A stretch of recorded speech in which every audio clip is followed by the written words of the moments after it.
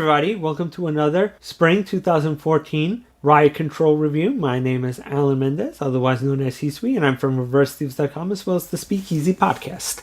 And this time I'm looking at Blade and Soul from Studio Gonzo, and it is streaming on Crunchyroll. And Chiaki Coffin Princess was better than I thought it was going to be, and could be good, but had potential to be bad. Blade and Soul was just merely better than I assumed it would be, because it's based on a Korean MMORPG, and so it actually kind of seems like a mediocre cheesecake fantasy series with a decent plot. Not a good plot, but serviceable. Serviceable is the right term for it. And it is about this female warrior. She is on the run from this corrupt empire. She is found by this villager who is peeping on her, but is like, look man, I don't want any problems. I'm sorry I peeped on you, but look, you seem like a super capable warrior. Come back to our village and we can hire you as a mercenary and maybe you can help us against the corrupt empire that's trying to take our land. And she's like, corrupt empire, I'm in. I don't like those dudes. So she meets the daughter of the elder, and she's the spunky girl who had to take over the village after her dad died, and she does not want to sell out the village to the evil empire, so they're going to fight back, and a mercenary like her will be super helpful. The people looking for our warrior, because she has a distinctive birthmark, and they seem like to have a mega hard-on to kill this lady, they totally torch the village, and then try to kill our main character with super magic drugs. And they don't succeed, but the village gets burnt, and all the people who she was defending, except for the chief's girl, get killed. So they're like, alright, we will get revenge on the evil empire. And so there the episode ends. And I don't know, feel like the bar is pretty low when you say, based on a Korean MMORPG. And in that respect, it's better than you'd think. That is not a recommendation to watch this show. I'm just saying that for its source material, it flies pretty high, but not as high as you probably want it to.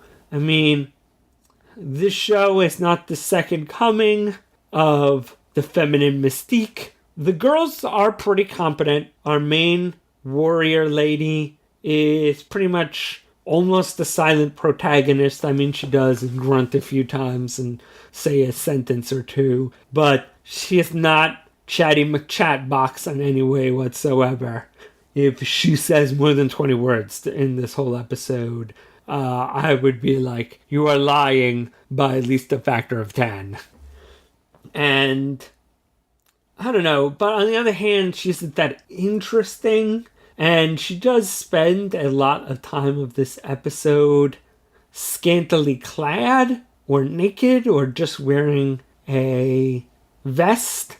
But at the same time, the first time we see her, she totally kicks ass. And during the fight at the end, she's totally a badass. And she doesn't let anybody mess with her. And she seems to have a lot of agency in her life. And she seems super competent.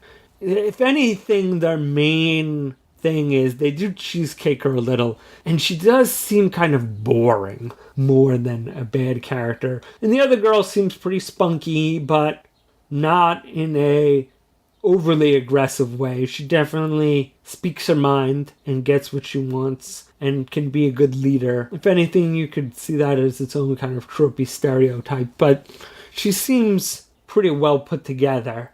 But yeah, once again, everybody in this outfit dressed in this show who's a cute girl, I should say, there are no cute girls. There are only voluptuous girls with super pouty lips. All of them, dress in minimal armor, standard cheesecake fantasy armor. But It's kind of this thing where it's not something that super feminists could get behind, but you won't feel like a total heel for watching it. It's not Queen's Blade. I mean, one person does piss themselves and there's a lot of piss jokes, but it's around the villager that, peeps on her and, she holds that knife point. So, I mean, it's better than Queen's Blade, but that's a pretty low bar to be jumping over. And so, the fighting's okay. Nothing super spectacular, but nothing horrible. But, I mean, the plot is not anything unusual, but at the same time, not anything horrible. The women hunting her seem pretty capable. There is a revenge story out for both of them. The main girl, they killed her master and pinned the murder on her. Her sidekick girl, she, her whole village was wiped out by the Empire. And the Empire just seems to be made up of total dickbags. So, they're obviously going to recruit people or at least team up together to take down the Empire. So, I mean, there's nothing wrong with the series. It's just...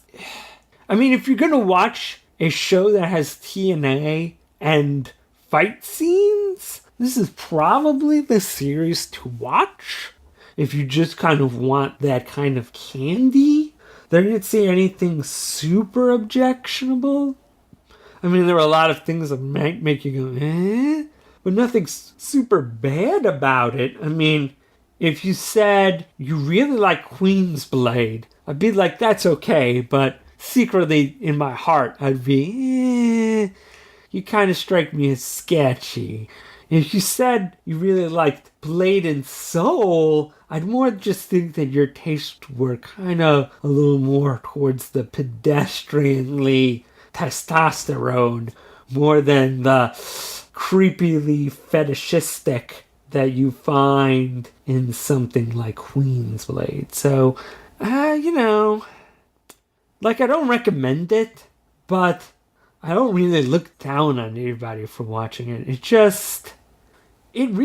There were a lot of ways where this show could have been super cool, but it just never rose above perfunctory. It did its job decently as kind of a things that guys like fantasy series, but no more than that. Alright, see you guys next time.